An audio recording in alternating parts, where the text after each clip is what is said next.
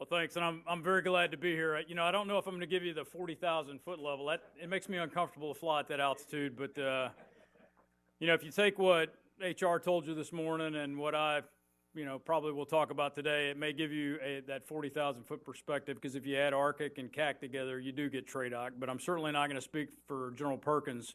What I'm going to focus on is talk to you about, the CAC role and how we think about requirements and how we think about developing our future Army. And I'll briefly discuss that. And then I'll talk specifically about some areas that I think will be pertinent to the discussion that we have today on how we think about requirements, how we think about the full .mil-PF integration, because between, ARCIC and the CAC team, that is largely what we do both for the Army and for TRADOC. So, first, if you go to the first slide, it's important to, and I know there's a lot of stuff missing out of there, it'll build, but a lot of people think CAC is about the prison and the Command and General Staff College, and there's a lot of debate about which one is which out of those two. But frankly, that's a very small part of what CAC does. So I think it's important so you understand the context that I'm bringing these points to you. If you understand a little bit about CAC, and again, I'll be very brief about this, but ultimately, that down there at the bottom is our purpose. And it's not just about training, leader development, and education, because CAC is also a force modernization proponent, which very few realize that or know that. And with all the centers of excellence aligned underneath, and with it being the Combined Arms Center, there's a reason why it's called the Combined Arms Center. And it's our role to kind of help integrate and synchronize, much like ARCIC does, as they think about the future. We think a lot about today. We've got a very heavy foot in today, but also a role in the future. So if you go to the next slide, from the CAC headquarters itself, we are the proponent for the Army's operational concept. So that's our current warfighting concept, which is unified land operations. And that's the doctrine that we warfight under today. HR and his team, ARCIC with the Centers of Excellence and the CETAs, they think about the future concepts, the Army operating concept, multi-domain battle. But doctrine is about how we fight today with today's organizations, and that's what we're the proponent for. We're also a formation proponent, so anything that's echelons above brigade, divisions, corps, and theater armies, CAC is the proponent for those formations, the full .mil-PF requirements, much like Eric is the proponent for armor and infantry, and his commandants help him with the training, leader development, education components of that. We have full .mil-PF for combined arms, echelons above brigade, as well as Mission Command, which falls within the Mission Command Center of Excellence. And then a number of those enabling proponencies out to the right, from information operations all the way down to the Army profession. And then next build, we perform both TRADOC and Army level functions. So we help manage the Army's training enterprise. We run leader development for the Army profession. And within TRADOC, we focus specifically on doctrine, training, leader development, and education. That's our TRADOC core roles. And that's really where we spend a lot of time synchronizing and integrating across all of the warfighting function proponents. And then we have all the branch schools that are within CAC, and that's really to deliver professional military education and functional training to the force. And then finally, we provide capabilities to the Army to train. We run the Combat Training Center program on behalf of the G3 and the Chief of Staff of the Army, and we provide a lot of training enablers out there. The entire live virtual constructive suite that's across there. We help manage all the ranges across the Army. So you'll see today as I talk about some of the .mil-PF integration of why I've got a vested interest, why CAC has a vested interest, and how do we think more broadly beyond just material development or a material solution. Because I would tell you, a piece of material sitting out there in a motor pool or on a flight line is not any good unless we've got leaders that are trained to be able to execute it, units that can warfight with it, the right doctrine that supports it, the right enablers that are out there, and the other supporting capabilities that come with full .mil-PF integration. So that'll kind of be the focus that I'll talk about today. So next slide. Next. So as we think about the big machine, and again, this is a simplistic view from a TRADOC perspective, but it does kind of get towards roles and responsibilities. So again, it's important for you to know who to talk to, where to talk to, when to talk to, so you can understand what the latest requirements are or what the challenges are that we're trying to close.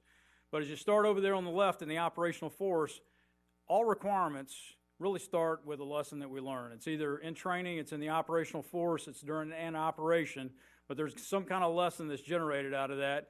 And then it basically comes to the proponent, whether it's me up at CAC, if it's something at my level, or it goes down to Eric or one of the other COEs, and they make a decision on whether this is something we're going to try to operationalize right now and solve today, change behavior in the force, or is this going to go into a concept that we're going to think about in the future? And that's where things split, and something will go to ARCIC. It's going to be a concept we're going to think about the future. Something we're going to solve today, it's going to get operationalized through the proponent. They may develop a piece of doctrine. They might put a training support package out there. They may change their PME. They may change or add a functional course, but we're going to try to change behavior, or it might be a modification to a current system, bringing a new capability in there that we can do in the near term, and that really kind of gets operationalized down through the CAC team. But in the end, we've got a responsibility to fully integrate .mil-PF both for today and for tomorrow, and that's where we work very closely with ARCIC, and we approach all of these challenges together as we move forward. Next slide. So as we think about .mil-PF integration, there's a couple areas I want to talk about that I've seen, as a proponent for aviation, and I've seen in my time in CAC as well as when I was in CAC training, some areas that I think we need to be cognizant of. As we think about our doctrine, as we think about concepts, and when we're developing these requirements out there, there's some common frameworks that we're going to hang things on. And they're kind of big ideas, and they may seem like they're so what, but no kidding, there are times where I see requirements being developed or solutions coming forward that don't meet some of these basic gates. When we think about expeditionary capability, can we get it into the fight? And can it fight in a contested environment? Our doctrine today talks about needing to be able to do that. We talk about that in multi-domain battle, and we talk about that in the AUSA. So both for today and for tomorrow, the expeditionary capabilities, are they interoperable? And really, can we integrate with our multinational partners? That's not something we need in 2030. That's something we need today. These are solutions that we have to get to today. And many times we'll take other than material solutions to get after that interoperability, whether it's procedures, training. We build maybe a piece of force structure like our digital liaison teams to be able to get out there and do that. But we're looking for that interoperability. We're certainly looking for something that can operate across the range of military operations. For the last 15 years, we've built a lot of capabilities that were very, very singular in focus. We built air defense systems that you couldn't move out of a fob. They're on 18-wheelers. We probably should have thought differently about that. Even though we needed to solve a problem in Iraq or Afghanistan, we can't always just solve today's problems. We've got to think about what can solve today's problem and tomorrow. And that's why this important relationship that we have between ARCIC and CAC as we think about our current doctrine and our future concepts. How do we link those together so that the requirements, because doctrine will drive a requirement as well. It's going to drive PME, it can drive material requirements, but our concepts also have to be nested. And so when we go after solutions, we can't just solve today's problem or yesterday's problem. We have to solve problems, a broad range of problems across the full range of military operations. We think about everything from peace to large-scale land warfare against peer and near-peer competitors. Now, the chief has squarely pushed this over there to the right-hand side. He said, look, that's what we need to be able to do. We've got to be able to beat a peer competitor in a contested environment. And that will probably give us the best capability that we can that will be adaptable across that full range out there to the left. So again, as we think about developing these capabilities, we want to do that. And then sustainability. Right now, a significant amount of our sustainment capabilities in Compo 2 and Compo 3, and it's going to be very tough in a fight tonight scenario that we're going to have a lot of sustainment early in the conflict. So we need systems and capabilities that are sustainable and that we can quickly move into a theater and that can operate semi-independently, much of what Eric probably talked about in his future concept. As we think about organizations, what we don't need to do is build any more equipment that requires us to build a new organization, a unique boutique organization. We need to be able to adapt. We have a cap and structure.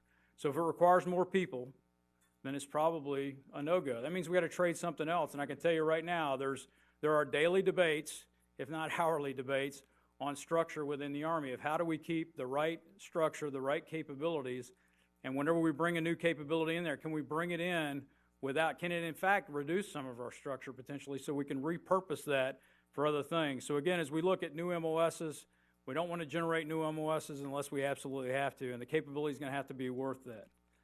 And we really do want to look at, how is it something that is easy to task organize? If we're going to bring a capability in there, does it have a huge tail that goes with it, or is it something that we can put in a formation that is not necessarily built to take that on, but can in fact adapt that and bring it in, again, thinking about organizations. in the training area, an area that truly is near and dear to my heart, and a place where I think we've got huge opportunities. So as we think about design, for anybody who's served, in the last few years, we could put certain kinds of radios up here on the table, and some of us could put some of them into operation, and the other ones, everybody in this room couldn't figure out how to do it. We really have to move the complexity off of the faceplate and put it behind the faceplate. We don't have enough time in professional military education. If you go back to the Eisenhower days, they spent 6-7 years in school. Right now, the average officer, if you make it through the senior service college, you're going to spend 3 years in school. And there are a lot of things that we're trying to get after in professional military education. And when we get into having to do a lot of exquisite technical training on singular systems, and we don't talk about, really getting after collective warfighting, that's a challenge for us. So we've got to get after trainability. Now, that's got an upfront cost. It's more expensive to build a system that is easier to train with. But those are things that we have to get after in requirements development, and we've got to be able to accept that, because the downstream cost is in readiness is reduced when we have complex systems. You can look at our network today. You can look at many of our systems. They are very, very complex, and to stay proficient on those, and if we're going to send officers, non-commissioned officers, out to do other things to broaden them, to really deal in this very, very complex environment to where they have to be able to make decisions, understand culture, they're not going to we can't have them spend all of their time in a tactical unit becoming proficient. So they need to be able to episodically come in, regain currency, be able to fight with that system, and then focus at the collective level. I mean, that's what we're about, is collective warfighting. And if we can't get the systems to be more simple, to reduce that cognitive loading that we talked about earlier, because I would tell you that the world is a lot more complex today, and as I used to talk to many of the aviators, and I guarantee you the tankers, you don't want to be heads down in the vehicle. You want to be up and out. And so it needs to be intuitive, easier to use, and have the right man-machine interface, cognitive aiding that we can do to be able to reduce that workload. Additionally, as we think about training, as we field new capabilities, that's got to be a part of it from the beginning. How do we have fielded way too many systems. We got lazy over the last 15 years because we made a lot of COTS solutions. And we bought a COTS solution. We didn't put it in the base, so we didn't move it into the schools. We didn't necessarily buy the training aids, devices, simulations, and simulators with it. And it was learn on the job when you got into theater. And we have to break that, because that's not the way we fielded before. And today we need full packages. If we're going to bring a complex system in, it needs to have the training aids, devices, simulations, and simulators come with it. They need to go into the school. And we need to rely less on new equipment fielding, new equipment training teams that take 4 or 5 years before we can migrate something into the school.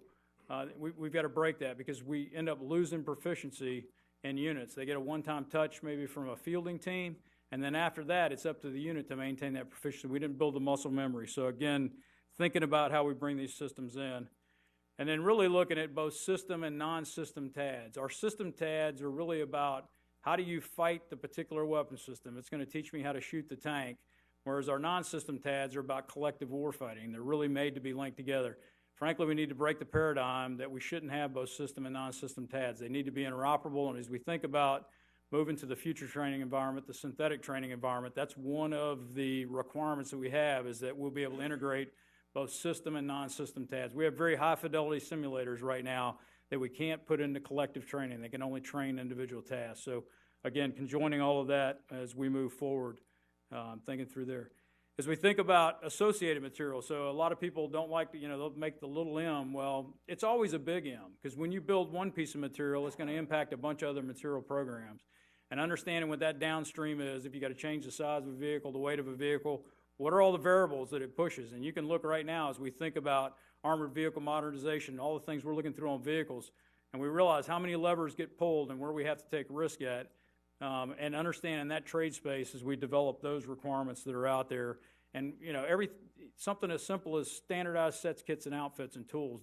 Can the Army toolbox? And these sound very simplistic, but we buy stuff all the time that requires a special tool. We have more special tools in our Army than we have standard tools.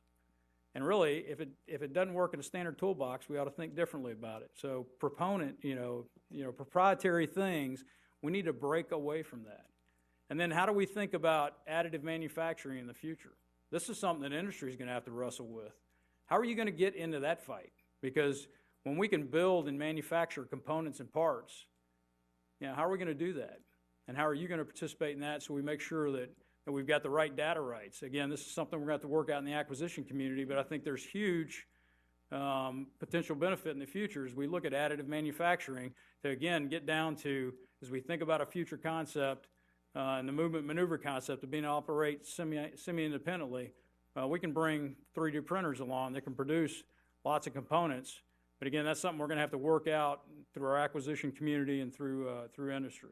And I would tell you that's probably something you want to be on the front end. Is it just like going to iTunes? I met a young captain down at the AWA last week, and he said, we really just need like an app store, and you just go in and you buy the data rights to produce this one sprocket 3 times, and you pay industry for that, you produce it, and then you move out and you don't have inventory. We need to think about that. Some of those kind of ideas can really be game-changing for how we get after requirements and how we think about the future. Certainly, as we go around the horn there to the leader development side, another area obviously in PME, I talked a lot about how do we reduce the demand on PME. I want our PME to be at the advanced warfighting level. What we don't want to be doing is skill level 1 tasks, but I would tell you we're doing a lot of skill level 1 right now because of the complexity of our systems. So again, it gets back to that trainability piece. And then where do we put it? Is it something that we do in PME, or is it something that we're going to put a load on the operational force? And I would tell you, as the op tempo on the force remains what it is today, we can't keep putting requirements on them that really should be requirements that we execute in the schoolhouse. And then finally, as we think about kind of facilities and range complexes, we built some unique ranges as we bought certain capabilities. We got to get away from that. We can't afford to do that. What we need to be able to do is quickly adapt the ranges and the capabilities that we have out there in the force, because again, everything is competing for the dollar, and if we want to buy capabilities, all these supporting things are absolutely critical. And we really don't have warfighting capability unless we've got trained and proficient units. But anytime that we can use things for multiple purposes, we need to get after that.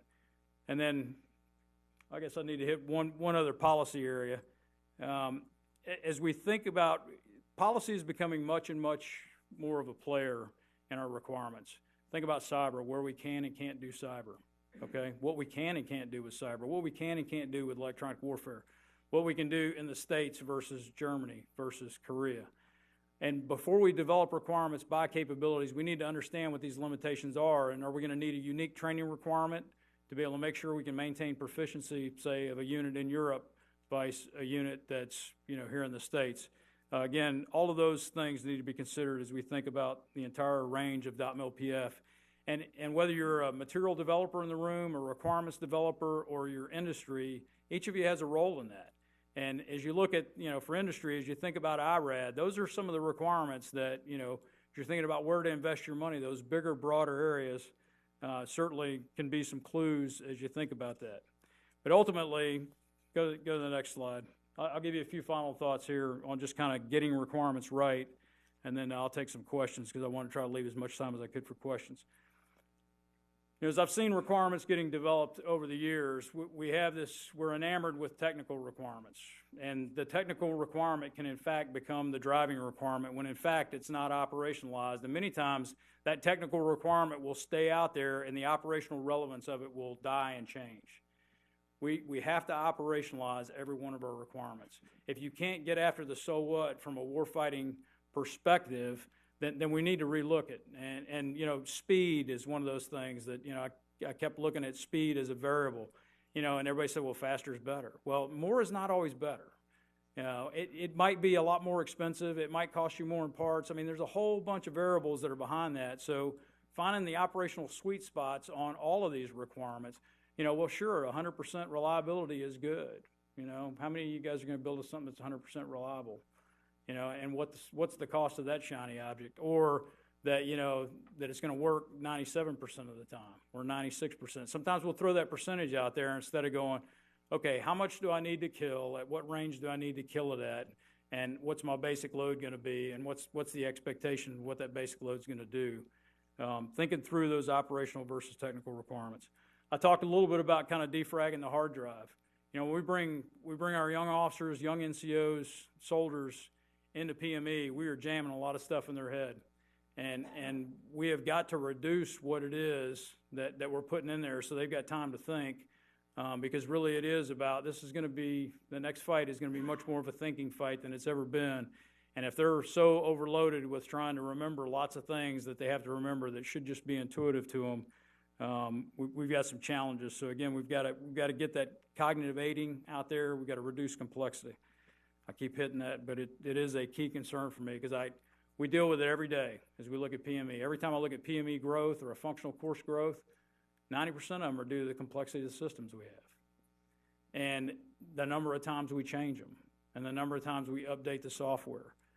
Those things all compete for the precious time that commanders need to be able to collectively warfight at home station. I talked already about the relationship to other variables that are out there. And again, getting the good enough requirements. We always want to try to go after everything's got to be a gold watch, and we got to be very careful about that. There are many times that good enough is good enough. And many times when we think about a requirement that's unobtainium, that we just can't get there. And so we've got to be able to back off of those, and that kind of comes down to the S&T focus. Where do we have our S&T dollars focused? Are they focused on the requirements? And again, we need our S&T community to be out there exploring multiple technologies and thinking freely to a degree, but there's a significant amount of that S&T work that needs to be specifically focused on closing key requirements that we have today. And as the trade-out capability managers, the force modernization proponents working with RDECOM, making sure, and then where is industry focused their IRAD at? It's good for us to understand that, so it helps us better focus our S&T in places that you're not looking. And that relationship between us and I know industry is not very free about talking about where their IRAD is. But again, these are things as we work together as teams here in the future. These last couple of pieces there, I think everybody kind of understands. We are looking for growth capability. We want something that can be upgraded, that can grow, and we may need to build things on growth cycles. And I think that's a smart way of doing business, that you may not be able to go for the Apex Predator right off the bat. I mean, an M1A2 SEP right now is very different than the XM1 was, just like the 64E is. So we've got to think that we're going to be on growth paths, and what's the right growth path to be on for all these systems and vehicles. One, it allows us to adapt them to the emerging OE and refine requirements as we go along. So instead of trying to get 100% of the in-state requirement that this thing's going to be at, in 30 years, get it on the right growth path.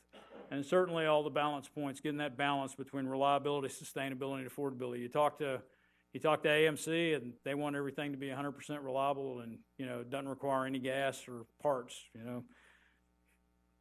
That gets expensive. You talk to Maneuver Center, and it might be, they're interested in those things too. But maybe I'm interested in just lethality. So we got to get the right balance, and I think that's an important discussion. And as we think about, because there's always trades as we're building new capabilities, and we may make trades as we're going along, just we have to make sure that we're not trading away, the operational requirement to get a technical requirement that doesn't matter, or to get too much of one thing and we get out of balance. So with that, I'll yield the floor. I think I got plenty of time here for questions.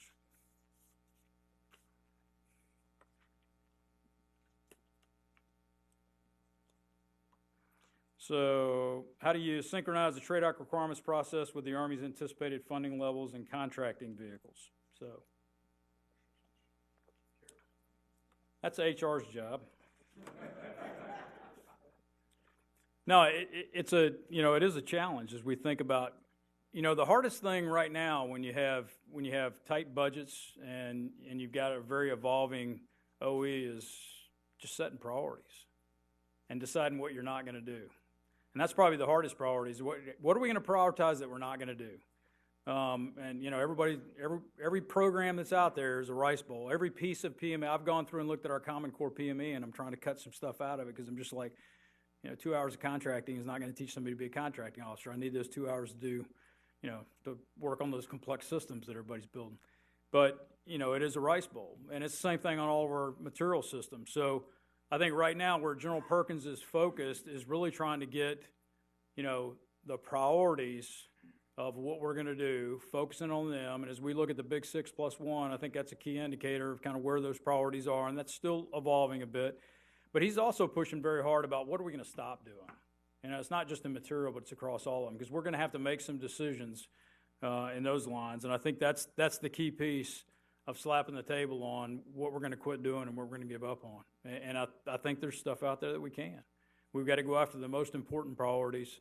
Those things are going to be the highest payoff and give us the most combat capability across that entire range of military operations. So, couldn't agree more with your push for simplicity and material development. So it's supposed to be a question, but I appreciate that. Most experts say the key to success is getting equipment in the operator's hands early. However, our system frequently only puts equipment in soldiers' hands just before testing. How does industry get access to soldiers early enough to do the human man-machine interface? That is a great point. And if you rewind the tape, 10 years ago, 15 years ago, when the Army was a good bit larger than we are today, we're starting to find this competition between the operational tempo that we have and our ability to, in fact, do testing and spend, have units spend time with a piece of equipment. I mean, even when we're going into, full operational testing right now, we may be grabbing a unit that's just redeploying. They may not have had a chance to even fully train with that piece of equipment before we're having to test it. That's a tough balance that ForceCom is working right now. I mean, as we think about how do we have a dedicated force for, the NIE and the AWAs. So these are topics we're wrestling with. We've had the 2nd Brigade, 1st Armored dedicated for the last, 6 or 7 years. But they've got to get into the mix now because they're one of our few ABCTs. So we're going to have to rotate that force around. And this has been a big topic and is a topic that's going on right now with the senior leaders of how do we do that. I would tell you, though, that there are opportunities. You're trade-out capability manager, so if we're developing a system, okay, there are capabilities within TRADOC that we can get it in the hands of soldiers. I mean, right now there are multiple, and I'm sure you guys are doing the same thing. We have very senior non-commissioned officers, warrant officers, captains, lieutenants that we can push out of the training base to go in and do some work on these. They're within the TICMs, they're within our career courses. There's ways that we can do that to get after that. So I would tell you, if you need soldiers, that's where you get with your TICM, that's where you get with your force mod proponent, and we'll find some ways to work through that man-machine interface, that human-machine interface, and the trainability aspects. But kind of one of the simple tips that I would tell you that you don't need a person for is if you just have an ON, OFF button, then it's pretty simple. And that sounds like being a smart ass, but it's true. I mean, there is a lot of stuff that we ask the human to do that they really don't need to do. And we've got to look hard at that of how do we reduce, those requirements on the people. But if you need soldiers to help you with that, that's where your TICMs can help line that up. And we do have soldiers out there that are available. Oh, how's the Army changing PME leader development training so leaders can exploit network fully one moment and operate with denied comms the next? How do I want to? I'll keep it unclassified. I gotta be careful where I go on that. But I would tell you right now, we have not significantly changed our PME to really talk about how do we operate degraded versus not degraded. That is something we're probably going to have. We were talking about it, but I don't think it really changes how you do PME. I mean, we still teach you how to do it manually. If we think about just mission command systems, we still have acetate in every CGSC classroom and every CCC classroom. They do it manually. I was just down at ICO doing it manually, and they do it with our automated systems. And I would tell you, if we don't make systems more simple, and I was talking earlier with General Retired Goodcoop, you're going to be degraded whether the enemy votes or not if you've got very complex systems, because it takes that level of proficiency. So again, if we simplify the systems, we're less likely to be degraded by ourselves, and that is a challenge with complex systems. Can you fully realize the potential of the capabilities that are out there? But we're also training manual right now, so we can shift back and forth between degraded. You go to the fire center, they're still doing manual fire direction, and they're doing automated. So we haven't moved away from that. I think where we do have some challenges, though, is in material development. We have created some defeat mechanisms we got to be careful about. I mean, over-reliance on one particular thing that has an easy defeat mechanism is another piece of this requirements development we need to look at. I mean, GPS is really good, and we walked away from inertial navigation. when in fact we probably needed to keep both to give us the capability to have precision navigation and timing to a degree, the old-fashioned way, but we walked away from that. So again, we got to think about as we jump to a new piece of technology, if you look at manned, unmanned systems, the unmanned systems, wherever there's an if it takes a data link, it's vulnerable. That's a challenge. So where do we need to focus our S&T effort? As we think about, artificial intelligence, think about secure data link comms, because you're going to have to get the feed at least off of that unmanned system. You're going to have to know what it's doing and know what it's looking at. We're not just going to let it go out there and do its own thing and never hear back from it. Doesn't really serve a purpose at that point. So how do we focus our efforts against those easy defeat mechanisms today to be able to take those away? Okay, that was the last written question. So I'll be free to. How much time do I have? Okay.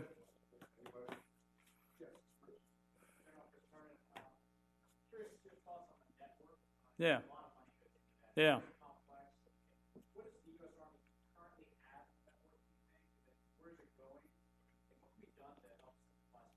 Yeah, so, no, it's a great question.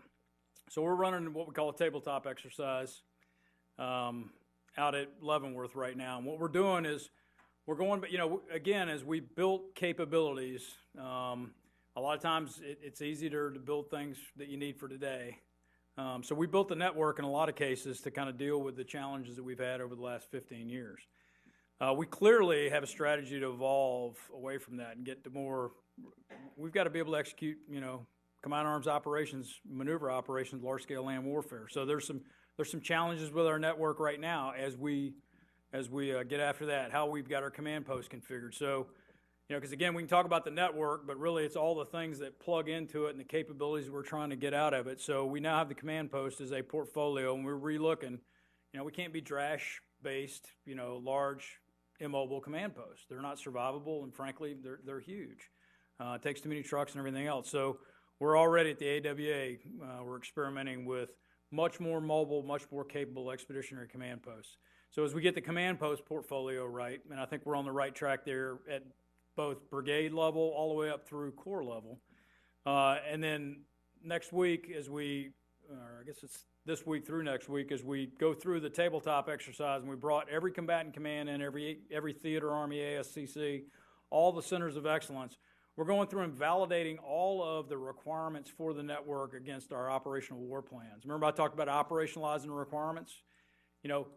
We haven't revalidated a lot of that. We kind of validated it on, what we'd been doing, and now we're projecting. So we're going to better understand where we need to make smarter investments in the capabilities that work today and that we need, and we have some good ideas from what we've gotten from the NIE and the AWA on where we're at on that.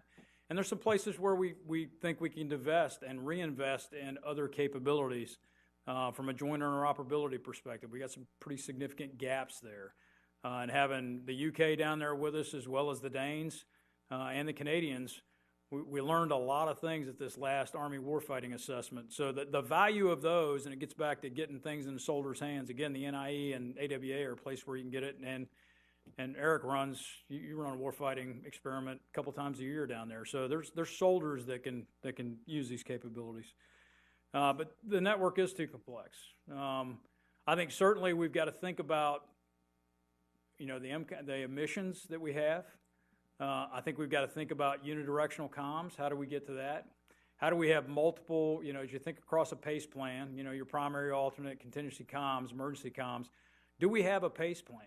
Because frankly, the PACE plan kind of is the network, and then it's like my personal cell phone in a lot of cases. So we got to lay a PACE plan out at Echelon. That's what we're doing in this TTX to be able to drive that, and really getting towards, again, there's a lot of exquisite capabilities. If you look at the mission command systems, and I guess that's the other piece, is going to the CO. So as we go to the common operating environment within the command post, where everything is app-based, and then we have a common set of hardware, all of that, taking all of that mismatch of, federated mission command systems that we have, all of these things that we had to do because technology just wasn't quite there. Well, we've learned so much, with the current network that we have that we think we can get it right, moving towards the CO, the command post portfolio, adjusting and operationalizing the requirements for large-scale land warfare, because if it'll work while you're, conducting, a core level movement to contact, it's going to work sitting in a fob. So again, building it for that capability.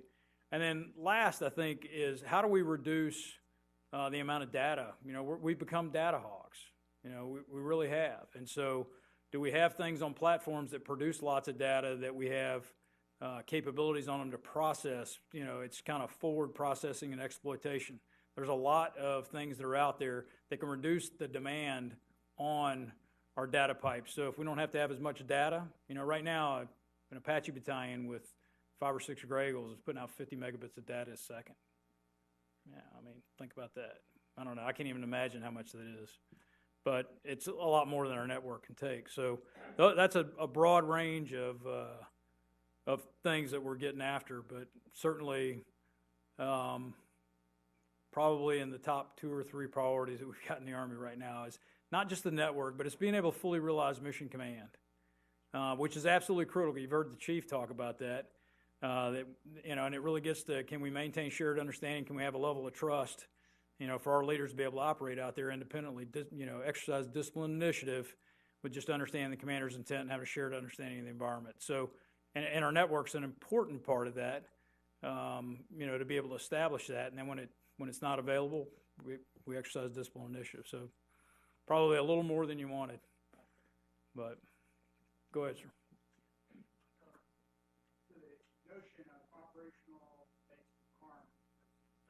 Right. Historically, we're a product of our experience. Right. So we tend to write operational sonos or right.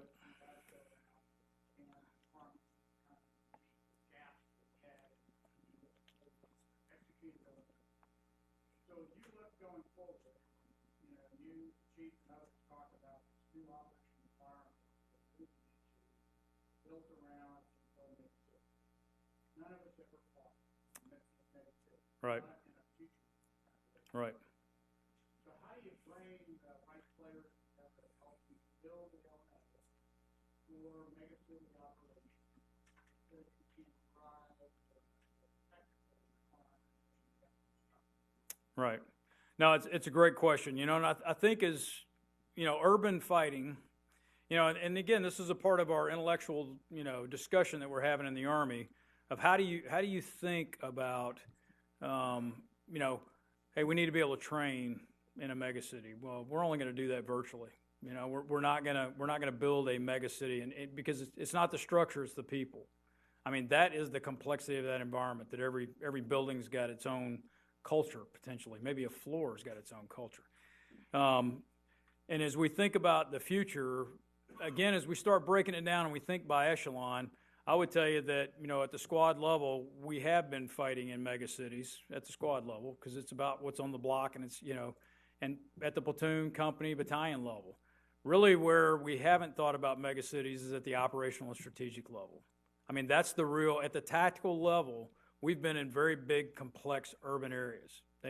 Many have had underground stuff, multiple cultures, multiple problems. So when you think of it, so again, we get back to the requirements. When I'm looking at tactical requirements, San Paulo may not drive any different requirement at the tactical level than, Baghdad drove or, Somalia, or you pick it. Any place where we've been, Sarajevo. So again, trying to find where it's going to be different and at what echelon and for what formation and for what material solution. Certainly for the network, it's going to be huge. As we think about, individual systems that are out there, how far, how fast the tank turret can traverse and how high it can traverse, we've already been in that environment that it's not going to change. The megacity is probably not going to change that context, but it is that mass of human beings, and it gets to a lot of our structure. Do we have the right civil affairs? Do we have the right SOF? What's the role of them? And then are there certain capabilities that we're going to need specific to the network, specific to electronic warfare or cyber in an urban area?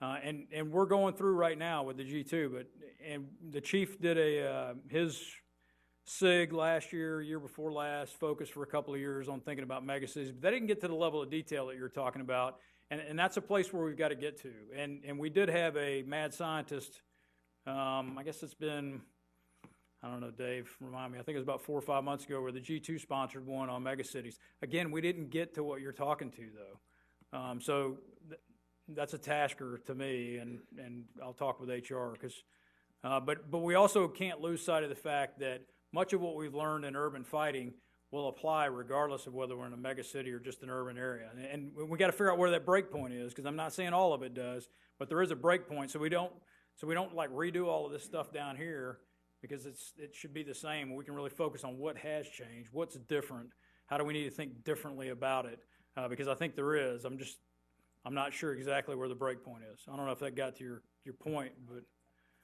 you've been patient. Thanks. I'm not really patient. Hoa. It's good to see you again, Sydney. I saved you for last. To follow up on the question about operating in deny versus Yeah. one moment they have this wonderful global network you can access to do Yeah. all sorts of things, and the next moment, all the screens go black. Yeah. You talked about sort of technical training aspects. How do you train young officers, particularly intellectually, to be able to switch to be? On the one hand, you don't want them being, I'm used to being micromanaged. Oh no, I've lost comms with hire. I can't function. And the other hand, you don't want them going, hire knows what I'm doing. I hate that. Yeah. I can't function now either because I'm used to going off in the dark by myself. Yeah. No, it's a great point. So, I mean, if you go to the National Training Center, we train every unit out there. Usually their first 4 or 5 days, they can't get their network running anyway, so they get the degraded practice. And don't quote me on that, but he will. Now, it is a great point, and it's a balance, because it is a very different, when we think about how we execute operations, even with a great network in Afghanistan or in Iraq, we're very decentralized, and there's a significant level of autonomy of our young leaders, okay? And that's just, even though they got this network that they can reach back, just geographical location, or, not being geographically co-located, there's a level of, they approach things with a level of mission command and exercising disciplined initiative. They feel that level of freedom. And then when you get back in garrison, you're all co-located, and there's a natural human tendency when we get into larger groups that people are going to feel a little bit more restricted. And it's how do we drive into our leaders to be able to allow people to exercise discipline, because that's where we make mistakes and we learn from. If we're encouraging leaders that are out there. So again, that's a thing that we continue to discuss from not only the Army profession perspective, but within our pre-command courses out there. We've changed how we do the battalion and brigade pre-command course. So they spend a week getting kind of the big Army overviews. The second week now is more focused on warfighting. And then really when they go down to the centers where they get their third phase, it's really about how do you build readiness and warfight and train within that particular warfighting function. And through all of that, we're really driving towards, a greater realization of mission command. But again, it comes through practice. And I would tell you the chief has made a number of policy decisions that are, some of them people are like, hey, why are we worried about that? Well, it really is about trying to drive some of the culture out to where, we don't have to look all the way down. If you look at like the digital training management system, General Abrams and I discussed, we made a pitch back up to the Army that we need to make it optional. It gives you the opportunity, you can look from DA all the way into a squad and see what the readiness is. That kind of goes against our mission command philosophy. So we're not going to do that anymore. We're going to be a little bit uncomfortable that we can't see a squad. That's okay. So again, this is a continued part of our culture shift. I think we got pretty good at it while we're in combat. Now we're having this, and it's pretty natural when you come back into garrison that you'll have a little bit of this tension. And then I think, as we continue more, we get more towards combined arms training focused on large-scale land warfare. The CTCs become more prevalent in our training paths. I think we're going to start to see, this realization start to come about.